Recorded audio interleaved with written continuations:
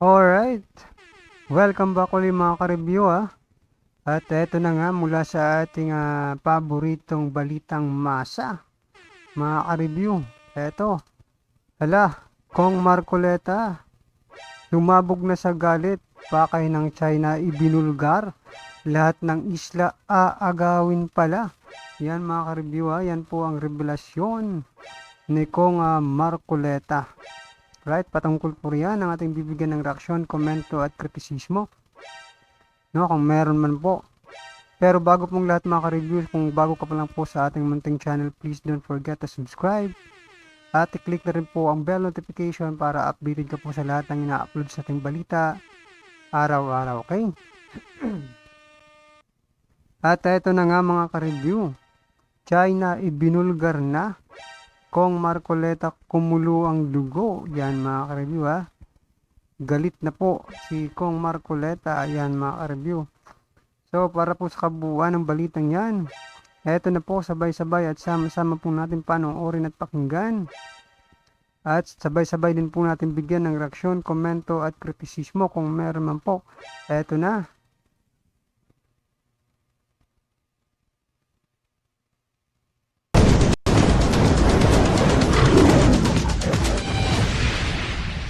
Mr. Chair, the question is very simple. I apologize, Your Honor. Which country is now occupying the Reed Bank?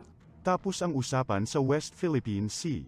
Matapos mabisto ni Pangulong Bongbong Marcos Jr. ang taong nagpasimuno sa gulo ng West Philippine Sea, ayon sa nakalap nating impormasyon, nabisto ngayon ng Amerika sa plano nilang pambubuyo para sugurin natin ang China, ayon kay former Envoy Rigoberto Tiglao, para di umanong may nag-uudyok sa problema na sa tingin niya gustong durugin ng Amerika ang lahi ng China kaya gustong hatakin din nila ang lahi ng Pilipinas. Nagsalita si Presidente Marcos ngayon para namang gusto niya na mapalipit rin sa China.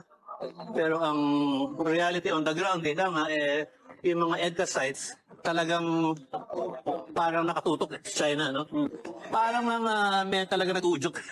Pinipili tayo ng problema. No? Natingin ko yung mga diretso mo na yung mga Amerikano, gusto nilang awayin ng China, tayo pinagtutulakan ng maging para magalit tayo sa China. Ganito rin ang paniwala ni Congressman Rodante Marcoleta nang itawag sa isang pagpupulong upang talakayin ang China, ayon kay Cong Marcoleta, walang kwenta kahit manalo pa tayo sa China dahil lalabas ang totoong kalaban pag iniwan tayo ng China. You are not answering the question. I'm asking you which country is now occupying the Reed Bank?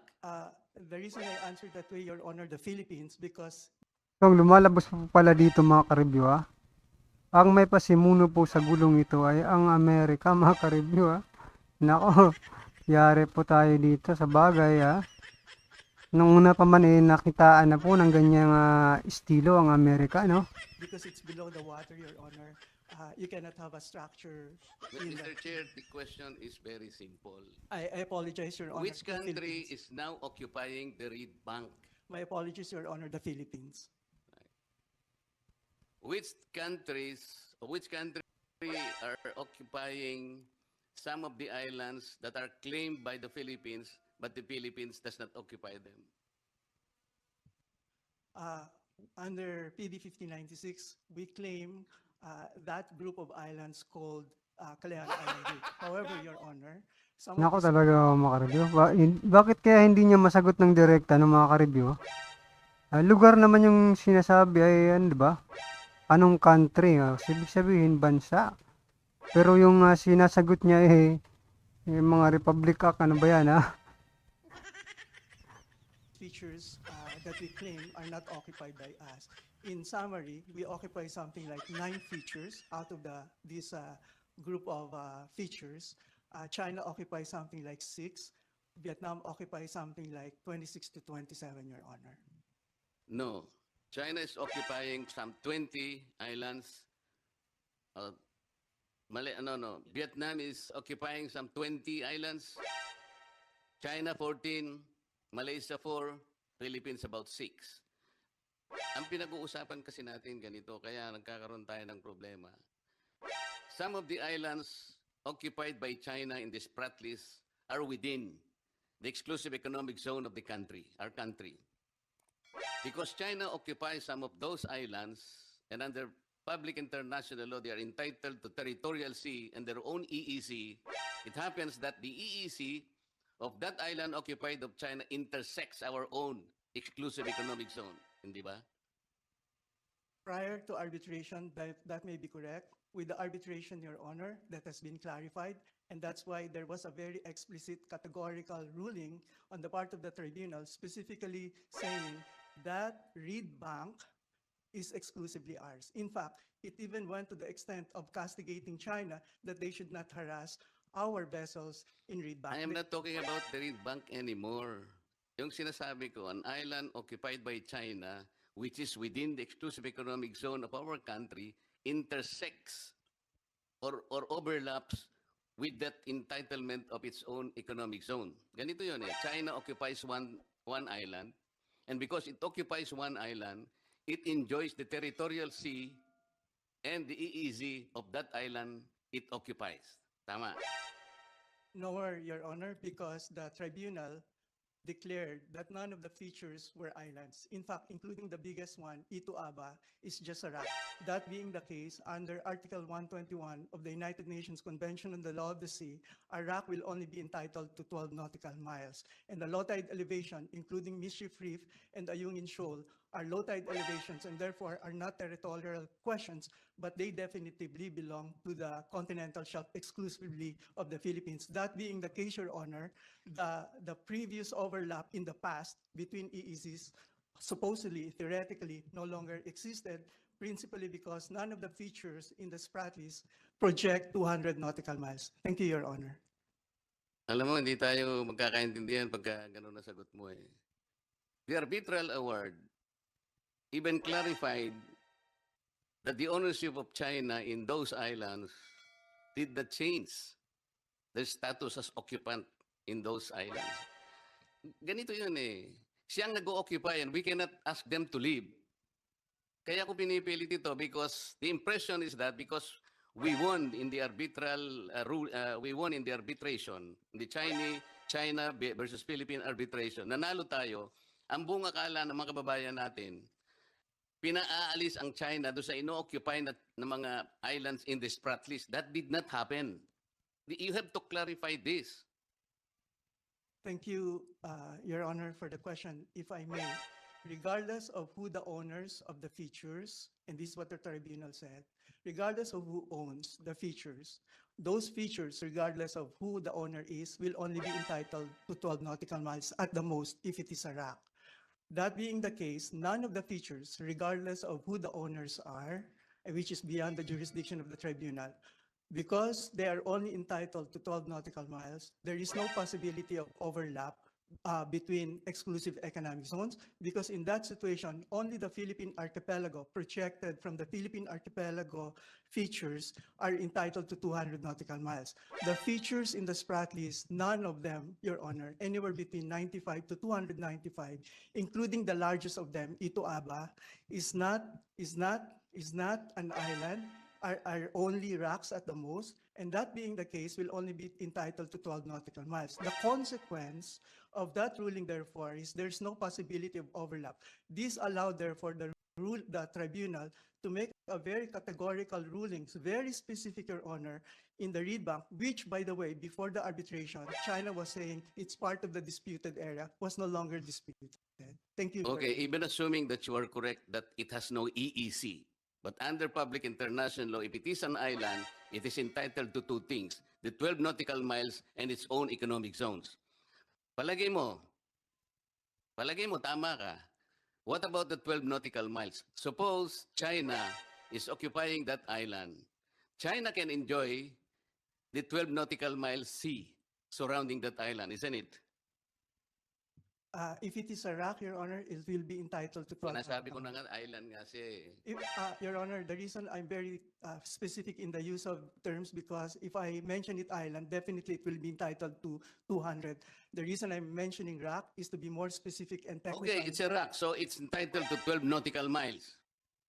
O supposing China, as an occupant of that rock, which is entitled to 12 nautical miles, ipinarada niya yung kanyang mga vessels doon. And the 12 nautical miles overlaps with the Philippines' exclusive economic zone. Tama? Kasi nandun siya sa 12 nautical miles eh. This is Grabe. Grabe mga ka-review, yung pinag-aawayan pala dito is bato lang. Islang bato. Nako. Ganun ba talaga kahalaga yan mga ka-review Sabagay, pwede yung pagtaguan, di ba? Nako naman talaga. now the problem because ang sabi natin, ang China, nandun siya sa ating exclusive economic zone. But, hindi natin siya pwedeng paalisin because as occupant of that rock or feature, nandun siya sa 12 nautical miles. Tama? Your Tama Honor, o hindi? yes, Yun na nga with eh. respect to that, Ito yung problema nga natin. Kailangan maipaliwanag natin kasi ang mga kababayan natin nakukonfuse. Nandun siya sa exclusive economic zone natin, sabi nila. Totoo naman yun eh.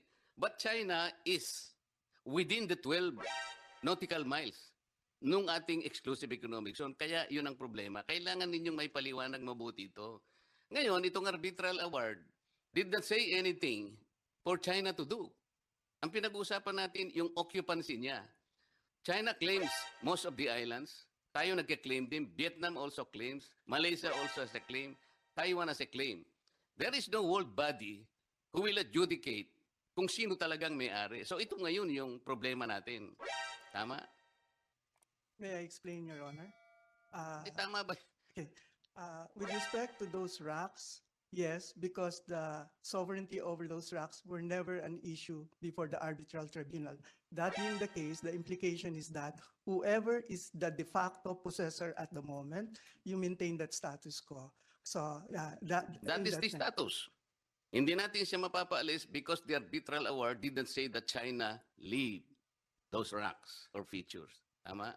To that extent, you are correct, Your Honor. Okay. Thank you.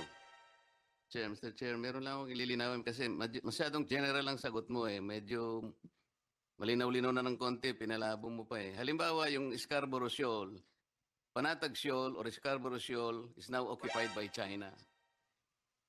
So, it is entitled to 12 nautical miles, correct? You're correct, Your Honor. And China is legally positioning some of its vessels in its 12 nautical miles. Correct?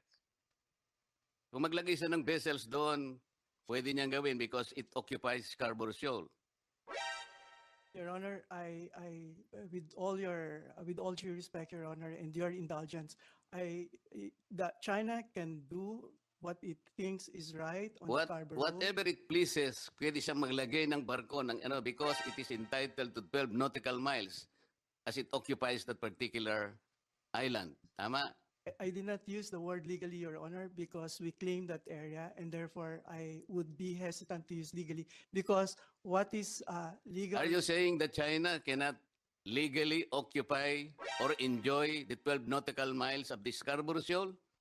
Our position, Your Honor, is that they don't, because we also claim that, and they actually took it. No. enforced. In public international law, anyone which occupies an island enjoys the 12 nautical miles and also the separate exclusive economic zone.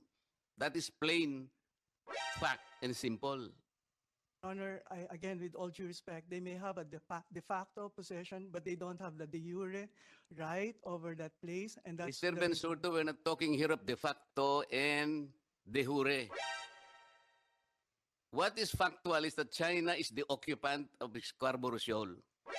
And under public international law, anyone who occupies that can enjoy the maritime rights surrounding that island.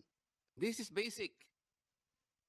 So kung yung mga barko niya nandun do sa 12 nautical miles, which happens to intersect with our exclusive economic zone, doon nagkakaroon tayo ng problema. Now you're talking about toolboxes. What does Article 123 of UNCLOS say about the South China Sea? Article 123 or 121 of UNCLOS. 123.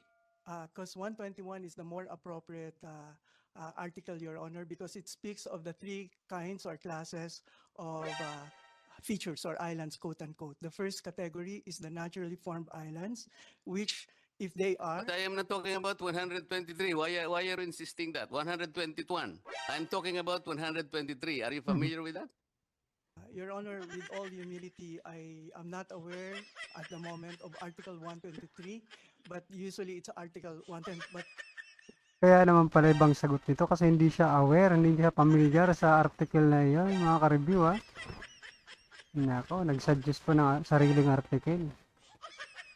I understand your point, Your Honor, but we never look at 123 because we don't see the significance of that in You do relation. not see the significance of Article 123 of the UNCLOS.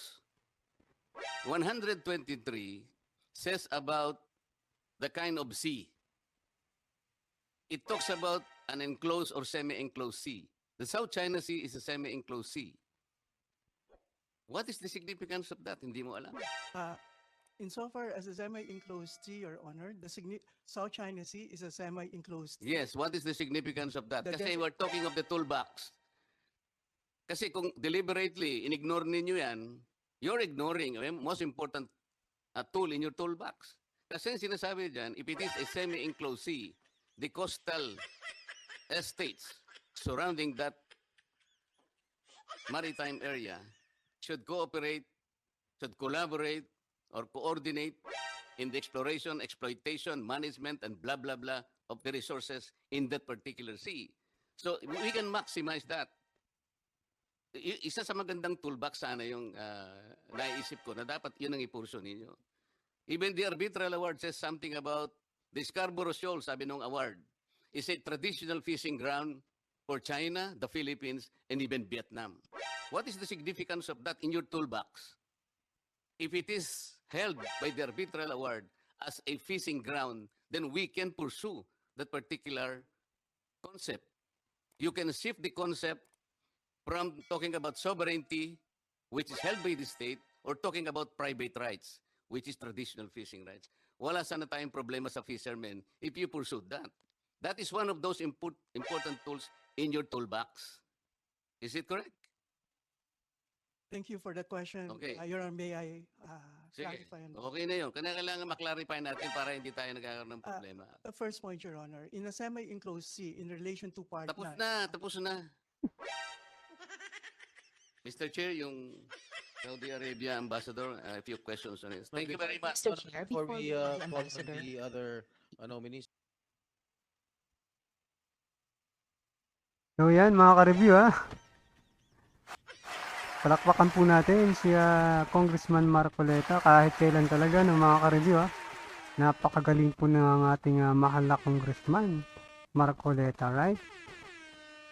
So yan mga ka-review, ano po ang inyong reaksyon, komento, kritisismo kung meron man po, i-comment lang po sa baba at pag-usapan natin yan, right? Alright, sa mga hindi pa po nakapag-subscribe at bago pa lang po sa ating munting channel, please don't forget to subscribe at i-click na rin po ang bell notification para updated po kayo sa lahat ng ina-upload sa ating balita araw-araw, okay? Pa-like and share na din po mga ka-review para mas marami pa pong mga kababayan natin sa ibang bansa ang makapanood ng makabuluhang balitang ito. Alright, maraming salamat po.